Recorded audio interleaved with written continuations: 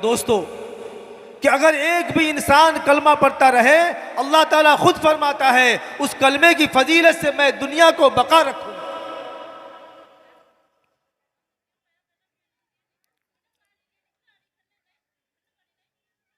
मुसलमानों, आज हमारा और आपका हाल देखिए।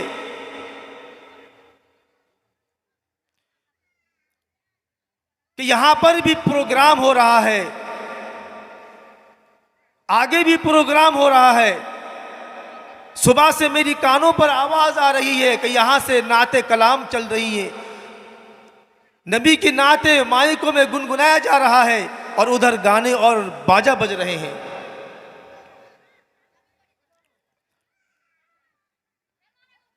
मैं शुक्रगुजार हूं यंगस्टर क्लब के तमाम कार्यकर्ताओं का, सेक्रेटरी का, सभापति का, सदर का, जिन लोगों ने ऐसे दीनी मजलिस कायम किए हैं। मैं उनके लिए दुआ करूंगा कि अल्लाह ताला इन सबों को हिदायत से मालामाल करके पूरी तरीके से दीन पर चलने का इनके लिए आसानियत फरमाए। मेरे अजीज और दोस्तों, आज इंसान कौन से रास्ते पर जा रहा है?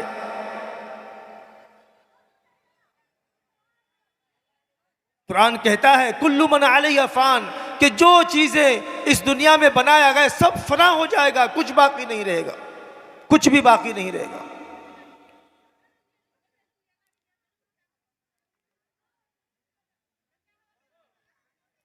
कब्रिस्तान में हमारे और आपके मरहुमैन सोए हुए हैं।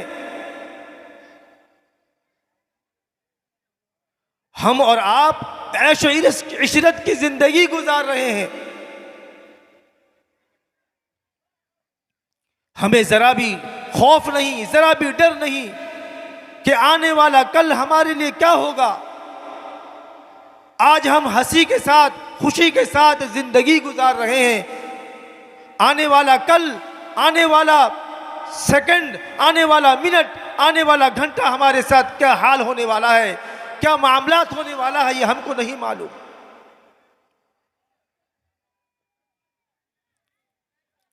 मेरे अजीजों दोस्तों,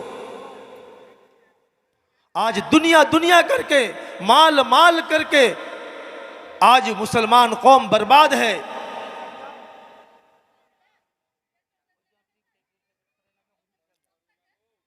मेरे अजीजों और दोस्तों,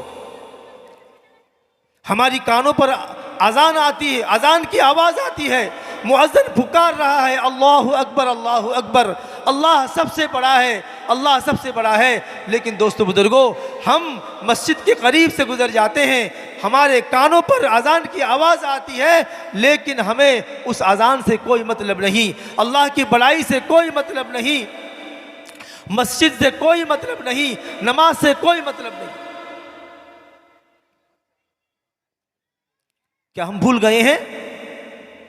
मिशकात शरीफ की हदीस है, रसूल करीम सल्लल्लाहु अलैहि वसल्लम फरमाते हैं कि मेरी उम्मतों को 60 या 70 साल की जिंदगी दी गई है। यह जिंदगी, इस जिंदगी को आखिरत की तैयारी के लिए दी गई है कि जाओ दुनिया में जाकर आखिरत की फिक्र करो, तैयारी करो।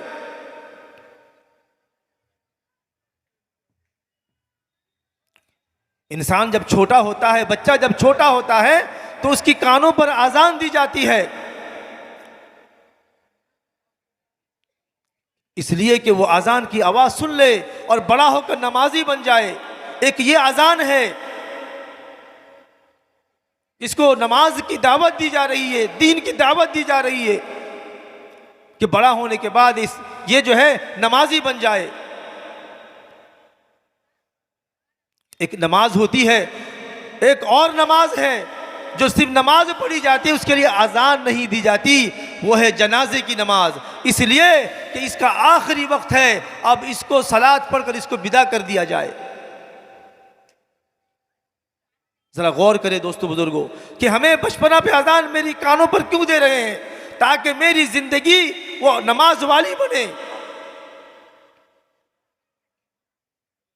लेकिन मेरे अजीज दोस्तों, हम और आप नमाजों को पीछे रखकर और बाकी तमाम चीजों को हम आगे बढ़ा रहे हैं।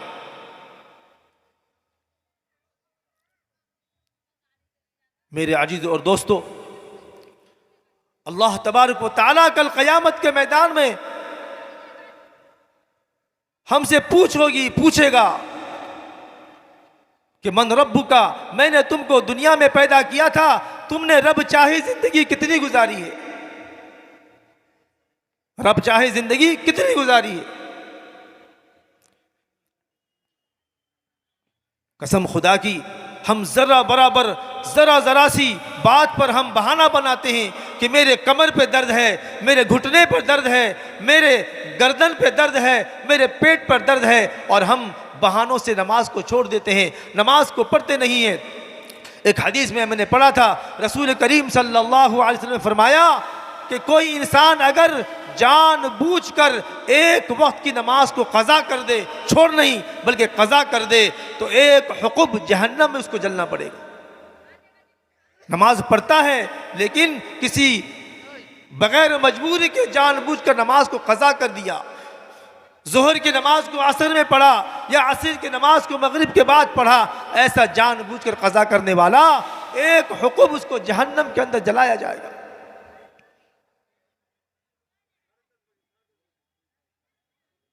मेरे अजीज दोस्तों, सहाबा किराम रज़ी अल्लाह ताला अन्हुम अजमईन ने पूछा, या रसूल अल्लाह, या हबीब अल्लाह, ये एक हुक्म की मिक़दार कितनी है?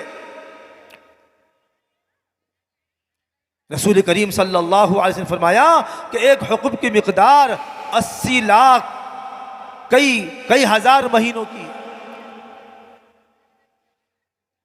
80 लाख साल उसको जहन्नम में जलना पड़ेगा। तो बताओ, जो हम नमाज नहीं पढ़ते हमारा क्या हाल होगा?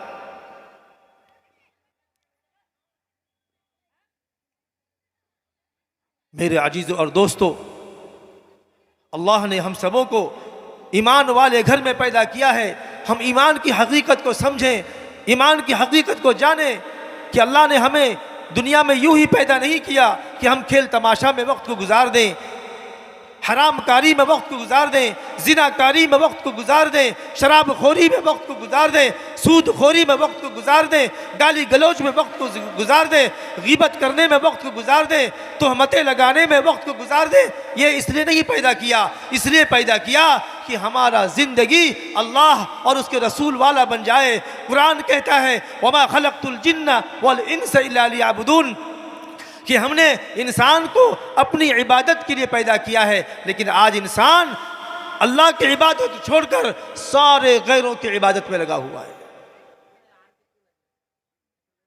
गैरों की इबादत में। मेरे अजीज दोस्तों, ईमान वाला बड़ा कीमती होता है, ईमान वाला बड़ा कीमती होता है। अपनी कीमत को जाने पहचाने।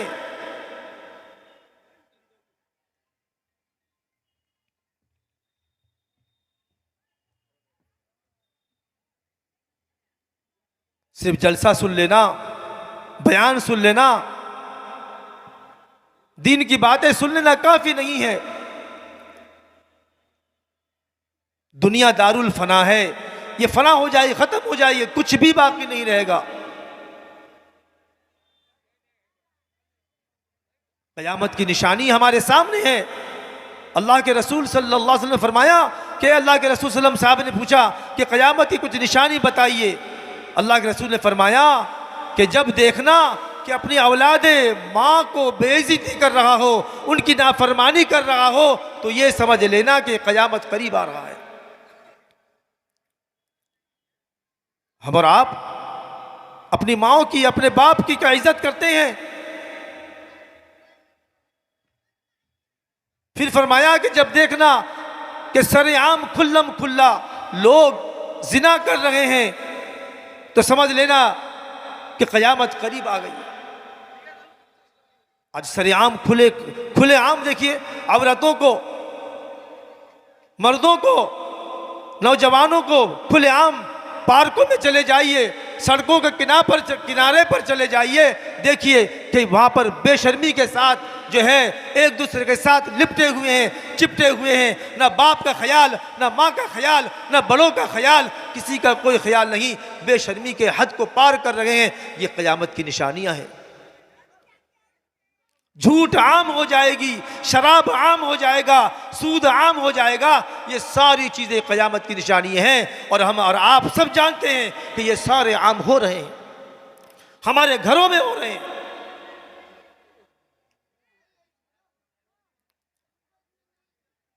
इसलिए मेरे अजीज़ों और दोस्तों, अपनी हकीकत को जानो कि अल्लाह ने मेरा मकाम क्या रखा है, मेरी फजीलत क्या रखी है कि अगर मैं ईमान के साथ कलमा पढ़ता रहा तो मेरी वजह से अल्लाह ताला दुनिया को कायम रख रहा है। और जिस दिन इस दुनिया में कलमा पढ़ने वाला नहीं होगा, अल्लाह कहेगा मुझे इस दुनिया की कोई ज़रूरत नहीं है। क्या ज़रूरत है कि मेरा नाम ना लेने वाला हो और मैं दुनिया में उसको खिलाऊं पिलाऊं, मैं उसको सारे ऐश आराम की चीज़ें दूं? ऐसा नहीं है। अल्लाह ताला दुनिया को जो है फना कर देगा, दुनिया फना हो जाएगी। इसलिए मेरे अजीज़ और दोस्तों, अपनी कीमत को जानकर अल्लाह और उसके रसूल के नक्श कदम पर चलने वाले हम बन जाएं, ईमान वाले बन जाएं, नमाजी बन जाएं, रोज़ादार बन जाएं, कुरान पढ़ने वाले बन जाएं। आने वाला रमज़ान करीब है, हम सब अभी से ये इरादा कर लें कि इंशाअल्लाह इस साल रमज़ान से जो हम नमाज शुरू करेंगे, इंशाअल्लाह सारा ज़िंदगी भर हम नमाज कायम करेंगे इंशाअल्लाह। मैं अपने क्लब के दोस्तों से भी दरख्वास्त करूंगा कि भाई आप हजरात ये बहुत अच्छा प्रोग्राम करते हैं, बहुत अच्छा प्रोग्राम करते हैं, लेकिन आपके जो ख़ास लोग हैं, मैं उन लोगों से दरख्वास्त करूंगा कि जिस तरीके से आप ये अच्छे प्रोग्राम कर रहे हैं, दीनी मजालिस कर रहे हैं, अगर आप लोग भी खुद नमाज़ों के साथ जुड़ जाएं और मस्जिद के साथ जुड़ जाएं तो कसम खुदा की आप लोगों के चेहरे के अंदर रौनक पैदा हो जाएगा, आपके क्लब का नाम रोशन हो जाएगा। मैं क्लब के साथियों से भी यही दरख्वास्त करूंगा कि दूसरे को मत देखो कि कौन क्या कर रहा है। लोग कहते हैं अरे वो लोग तो गाना बजा रहे हैं, खेल कूद करवा रहे हैं, तमाशा बीन कर रहे हैं। अरे करने दो, उनके अमाल उनके पास है। कल क़यामत के मैदान में उनकी पूछ उनसे होगी कि तुम्हें दुनिया में भेजा था, तुमने क्या किया है। दोस्तों बुजुर्गों, लेकिन अगर मैं खुद अच्छा अमाल करके गया तो मेरा अमाल मेरे पास होगा, मेरे सवाल का जवाब मुझे देना होगा। कल क़यामत के मैदान में मुझे शर्मिंदगी होना नहीं पड़ेगा। इसलिए मैं क्लब के साथियों के साथ साथ तमाम सामिईन से भी यही दरख्वास्त करूंगा कि हम सब आज से इरादा करें कि इंशाअल्लाह जो बेनमाजी है नमाजों की पाबंदी करेंगे, इंशाअल्लाह। अल्लाह तबारक व तआला हमें कहने सुनने से ज़्यादा उस पर अमल करने की तौफीक अता फ़रमाए। व आखिरु दावाना अनिल हम्दुलिल्लाहि रब्बिल आलमीन।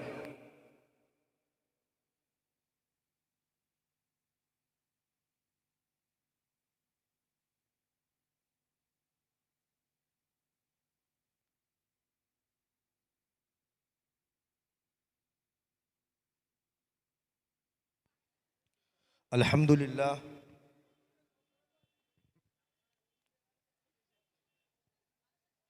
इसके बाद हमारे गुलजार पाड़ा